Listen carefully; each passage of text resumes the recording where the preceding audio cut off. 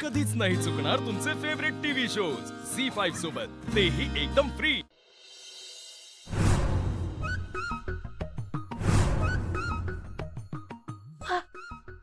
शांते, धनाजी, अरे इकडे या लवकर, इकडे या। अरे मिरगी आली, मिरगी आली। उग का वरडायलीस?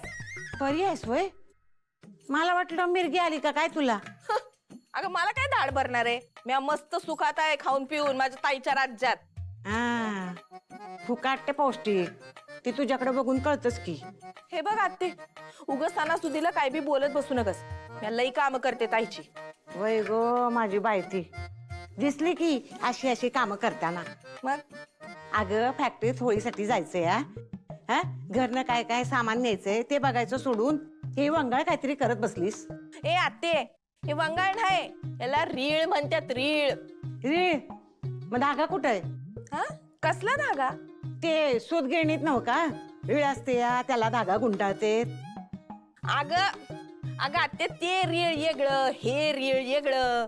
ह्या रीळात का नाही व्हिडिओ गुंडाळतात आणि ह्यो व्हिडिओ का नाही सोशल मीडियावर टाकतात। कशावर? सोशल मीडियावर। ते आणि काय असतं? अगं जाऊ दे, तुला नाही कळायचं ग।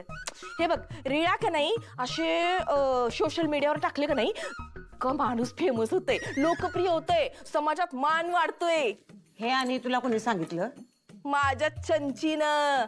वाटलंच तू आणि तुझी लेक सुधारणार नाही। अगं माणसं असं रेळा करून नाही, कर्तृत्वानं लोकप्रिय होत्यात आणि समाजात चांगलं काम केलं का नाही का लोक मान देत्यात। हे असं करून काय बी होत नाही। त्यांच्याकडून काय बाई शिकू नगस। मग कुणाकडनं शिकू? समाजात कसं वावरायचं, कसं वागायचं हे जर का तुला शिकायचं असेल ना व तर सुनबाईकडून शिक। हा हा हा, आली मट्टी। तू शिकली होतीस ना? काय मिळालं ग तुला? ताईनं काय केलं, फळ्या सकट तुझी शिकवणी बी जाळली। तिची मास्तरीन आहे का नाही, ती लई आतल्या गाठीतली आहे। ती लई स्वतःला काय समजती काय माहिती, स्वतः अशी काय टिमकी गिरवती का नाही। एकदा ती मास्तरीन माझ्या हातात घाव देत, एकदा घावली बी होती। तिचा व्हिडिओ का नाही सोशल मीडियावर टाकून तिला फेमस करायचं होतं, पण ती वाचलीच। काय काय म्हणलीस तू? ती वाचली म्हणलं। नाही नाही, ते त्याच्या आधी काय म्हणलीस तू? म्या कुठं काय म्हणलं? ते फेमस का काय, ते व्हिडिओ फेमस असं काहीतरी बोलली ना व? म्या असं कुठं काय म्हणलं, काहीतरी जाते तुझं बी। दुर्गे आता म्हणलीस ना व? काय झालं दुर्गे, सांग सांग मला। अगं कुठं काय झालं आत्ते, काय बी नाही। नाही नाही, काहीतरी हाय ते व्हिडिओचं। अगं आत्ते, म्या असं म्हणलं का ह्या माझ्या ज्या रीळा आहेत का नाही त्या म्या सोशल मीडियावर टाकते आणि सोशल मीडियावर टाकली का नाही मग म्या बघ काय फेमस होते, मग बघ ती वाचणारच नाही माझ्या तावडीतनं, असं म्हणलं म्या। दुर्गे खोटं बोलू नगस। हे आत्ते, पहिला आणि शेवटचं सांगायला, दुर्गी कवाच खोटं बोलत नाही। आली मोठी, काय म्हणली?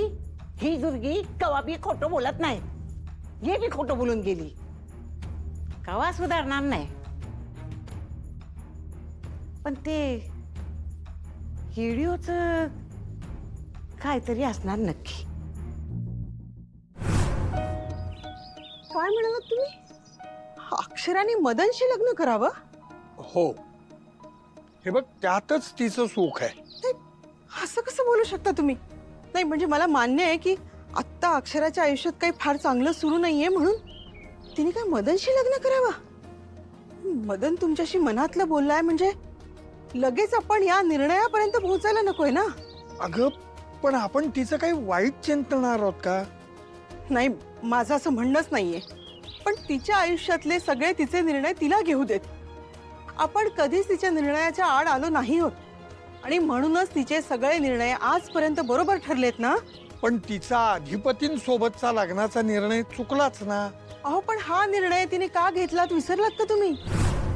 आपल्या शेंडेफळांनी त्यावेळेस काय दिवे लावले होते? इराणी जर खोट्या प्रेग्नन्सीचं नाटक केलं नसतं ना तर अक्षराने अधिपतींशी कधीच लग्न केलं नसतं। तुम्ही विसरलात?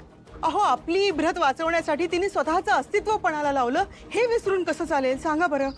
विद्या, अगं मी नाही विसरलो हे सगळं, पण त्या लग्नामुळे तिला आत्ता जो त्रास सहन करावा लागतोय ना, तो त्रास संपवण्यासाठी मी हे सगळं बोलतोय.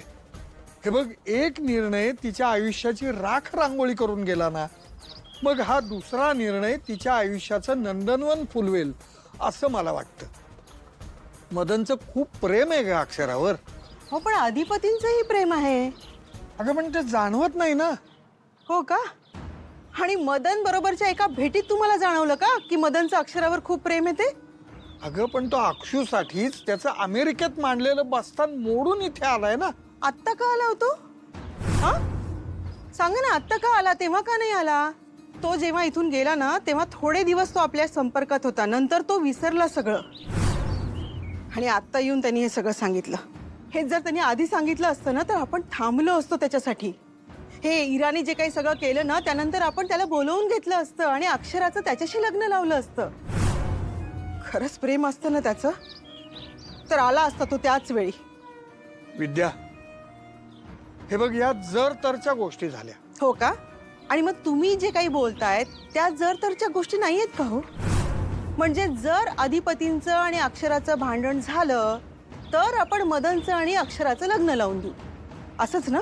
विद्या, अगं माझं म्हणणं एवढंच आहे की माझ्या मुलीला त्रास झालेला मला बघवत नाहीये. मलाही नाही बघवत. मला बघवेल का? पण तुम्हीच म्हणता ना की संसार हा नदीसारखा असतो. नदीला कसं डोंगरातून खाच खळगे सहन करत, वेडीवाकडी वळणं घेत, भरती ओहोटीचा संघर्ष सहन करत समुद्रापर्यंत पोहोचायचं असतं. तिथे त्यांचा संगम होतो, हो की नाही? तुम्हीच म्हणता ना हे. मग आपण अक्षराच्या बाबतीत असा विचार केला तर काय बिघडतंय हो? हे बघा, अक्षराचं जर प्रेम नसतं अधिपतींवर आणि तिला जर अधिपतींचा त्रास झाला असता ना आता, तर मी एक वेळ तुमच्या निर्णयाला समर्थन दिलं असतं. पण आता तसं नाहीये. अक्षराचं प्रेम आहे अधिपतींवर. आणि मग अशा वेळी आपण तिच्या बरोबर राहायला नको का? अहो ती आपल्याला जीव तोडून सांगते की एकदा, फक्त एकदा अधिपतींशी तिचं बोलणं झालं ना तर ती हा सगळा प्रॉब्लेम मार्गी लावेल. मग आपण थोडं समर्थन देऊया ना तिला, थोडा पाठिंबा देऊया. तिने आपल्यामुळे घेतलेला निर्णय चुकीचा नाहीये हे सिद्ध करायचंय तिला. मग आपणही तिला साथ देऊयात ना. पटतंय ना? अहो नुसतं याचा अर्थ नाही पटलंय तुम्हाला? पटलं. आता प्रिन्सिपल मॅडम एवढं समजावून सांगतायत म्हणल्यावर पटणार नाही का?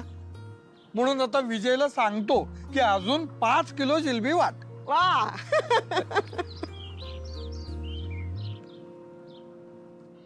झी 5 ॲप डाउनलोड करा आणि पहा सर्व एपिसोड्स एकदम फ्री.